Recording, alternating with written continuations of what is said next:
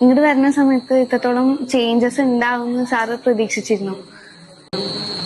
കണ്ടിപ്പോ നിങ്ങൾ നല്ല പ്രശ്നം കേട്ടത്.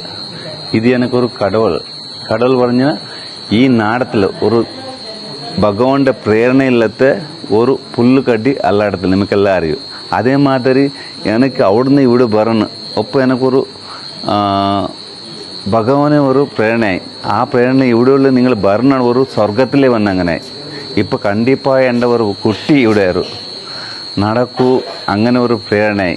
അതേ പ്രേരണ പറഞ്ഞാൽ ഒരു ഭഗവാന്റെ പ്രേരണയിൽ ഒരു പുല്ലുകടി അല്ലടത്തില്ല. അതേമാതിരി ഞാൻ ഇവിടെ പറഞ്ഞ ഇവിടെ കണ്ടങ്ങളെ മനസ്സിലായി.